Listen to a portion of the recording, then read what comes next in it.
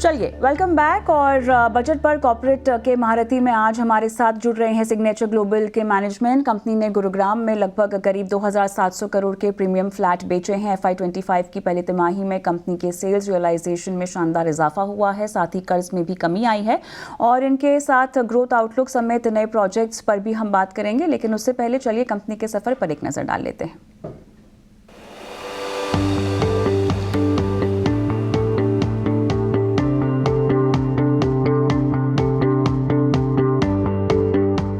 घर का सपना कैसे हो अपना, शहर हो या गांव, भारत की ग्रोथ स्टोरी ने इस सपने को हकीकत में बदलने के लिए तेजी से कदम आगे बढ़ाए हैं, जिससे रियल्टी सेक्टर को सुपर रफ्तार मिली है। न सिर्फ बड़े शहरों में बल्कि छोटे छोटे शहरों और गांवों में घरों की डिमांड तेजी से बढ़ी है और इससे सिग्नेचर ग्लोबल जैसी रियल एस्टेट कंपनी के लिए कई मौके बने हैं। 2014 में गुरुग्राम से शुरुआत करने वाली सिग्नेचर ग्लोबल दिल्ली एनसीआर की लीडिंग रियल एस्टेट कंपनियों में से एक है। बेहतर क्वालिटी के जरिए कंपनी का फोकस अफोर्डेबल और मिड हाउसिंग सेगमेंट को ग्लोबल स्टैंडर्ड का बनाने पर है। दिल्ली एनसीआर के अफोर्डेबल और मिड हाउसिंग सेगमेंट में कंपनी की 19% हिस्सेदारी है। साथ ही 28.4 मिलियन स्क्वायर फीट एरिया के प्रोजेक्ट फिलहाल पाइपलाइन में है। दिल्ली एनसीआर के द्वारका एक्सप्रेसवे, गुरुग्राम के सोहना, करनाल और वैशाली जैसे इलाकों में प्रोजेक्ट के लिए लैंड एक्विजिशन पर काम जारी है। कंपनी ने अपने नए प्रोजेक्ट टाइटेनियम एसपीआर के लॉन्च का ऐलान किया है। वहीं गुरुग्राम के नए प्रोजेक्ट में करीब कंपनी ने 2700 करोड़ के प्रीमियम फ्लैट्स बेचे हैं। FY25 की पहली तिमाही में कंपनी के सेल्स रियलाइजेशन में शानदार इजाफा हुआ है, साथ ही कर्ज में भी कमी आई है। नए प्रोजेक्ट लॉन्च की क्या तैयारी है, रेवेन्यू और ग्रोथ को लेकर क्या आउटलुक है, इन तमाम मुद्दों पर बात करने के लिए हमारे साथ जुड़ गया है सिग्नेचर ग्लोबल का मैनेजमेंट।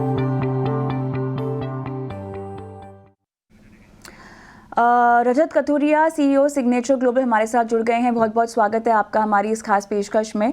और चलिए यहाँ पर शुरुआत करते हैं। कंपनी उन चुनिंदा कंपनियों में से एक है जिनकी ग्रोथ काफ़ी अच्छी दिखाई दे रही है, तो उसके लिए मुबारकबाद। और पहली तिमाही में अच्छे नंबर्स भी यहाँ पर जो है बाजार इसको लेकर काफ़ी एक्साइटेड भी है, क्योंकि परफॉर्मेंस में कितनी कंटिन्यूटी है वो देखना होगा। लेकिन ये बताएं कि अब फिलहाल डिमांड की अगर हम बात करें तो हायर डिमांड है या अच्छी प्लानिंग है, सेल्स मार्जिन का प्रोजेक्शन कैसा आप कहेंगे बनता हुआ दिखाई दे रहा है?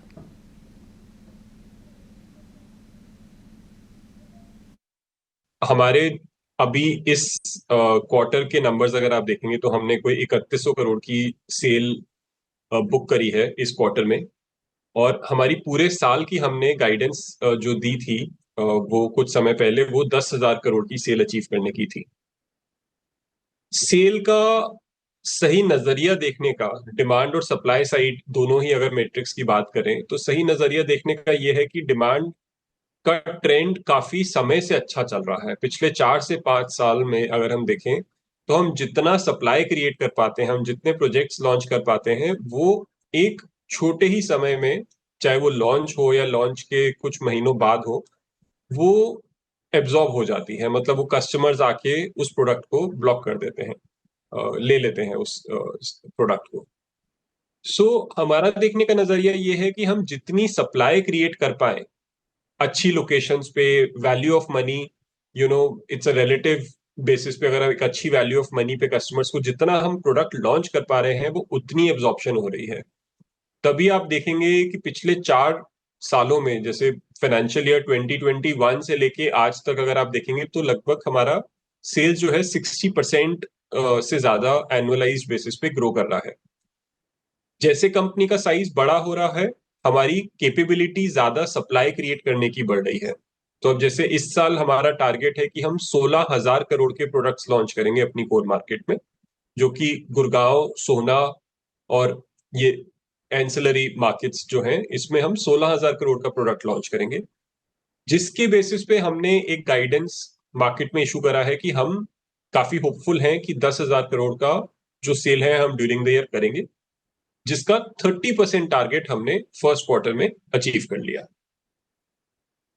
दूसरी बात, आप प्रॉफिटेबिलिटी पे जो आप बात कर रहे हैं, तो ये एज अ कंपनी हमारा प्रेफरेंस रहता है कि हम जो भी प्रोजेक्ट्स लॉन्च कर रहे हैं उसमें मैक्सिमम प्रोजेक्ट्स हमारी ओन्ड लैंड पे होती है, क्योंकि रियल एस्टेट में काफी बार लैंड आपका खुद का हो सकता है या आप कोलैबोरेशंस करते हैं कई बार लैंड ओनर से।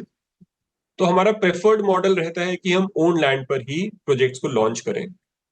जब आप ओन लैंड पे मेजॉरिटी काम करते हैं तो आपके मार्जिन्स बेहतर होते हैं।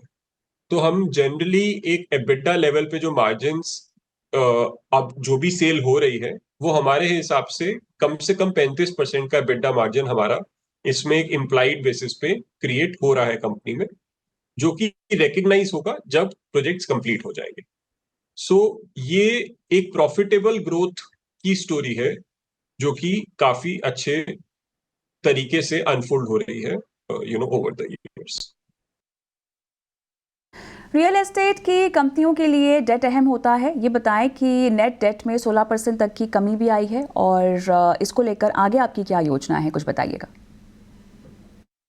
एक डेवलपमेंट कंपनी का और पिछले कुछ सालों में जो एक रिस्क काफी हाईलाइट हुआ कुछ कंपनीज को लेके, वो डेट के ही रिलेशन में हुआ।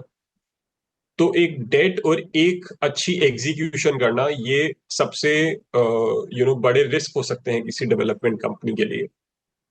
तो हम डेट पे पोजीशन पे काफी नजर बना के रखते हैं। हम कभी भी इस वे में एक्सपैंड नहीं करते जिससे कि हमें कुछ डिसिप्लिन के मैट्रिक्स हमें छोड़ने पड़े। तो पहले प्रिंसिपल की बात करते हैं, फिर नंबर्स पे आते हैं। तो हमने अपनी गाइडेंस जो इस साल की दी, उसमें हमने ये सभी स्टेक होल्डर्स को अनाउंस करा कि हम कभी भी जो नेट डेट है कंपनी का वो जीरो। डेट को लेकर तो ये आपने अपने प्रबंधन कर रखा है, लेकिन साथ ही कुछ प्रोजेक्ट से डेवलपमेंट में बताइएगा। दिल्ली एनसीआर में इंफ्रा डेवलपमेंट प्रोजेक्ट का आखिर फायदा कितना मिलेगा? द्वारका एक्सप्रेसवे में कंपनी के कई प्रोजेक्ट्स भी हैं, क्या अपडेट है? दिल्ली एनसीआर में और खासकर गुड़गांव में जो पिछले कुछ समय में एक इंटरेस्ट बना है काफी रिटेल इन्वेस्टर्स का, वो इसलिए भी बना है क्योंकि इंफ्रास्ट्रक्चर बहुत अच्छा डेवलप हुआ। तो आप पिछले 10 साल में देखेंगे, 2014 से 2024 की अगर बात करें तो बहुत मार्केट डेवलपमेंट्स हमारे यहाँ कंप्लीट हुई है। तो पूरे 10 साल में देखेंगे तो सबसे पहले अगर मैं बात करूं तो गोल्फ कोर्स रोड पूरी डेवलप हुई। उसके बाद गोल्फ कोर्स एक्सटेंशन रोड और सदर्न पेरिफेरल रोड का डेवलपमेंट बहुत अच्छा हुआ। फिर एक दिल्ली मुंबई इंडस्ट्रियल कॉरिडोर हमारा जो स्टार्ट हुआ है, वो just on periphery of Gurgaon से स्टार्ट हो रहा है। फिर एक सोना एलिवेटेड कॉरिडोर बना, एनएचआई ने उसको क्रिएट करा, जो कि NH8 और दिल्ली मुंबई इंडस्ट्रियल कॉरिडोर। चलिए, ओके रजत, बहुत बहुत धन्यवाद।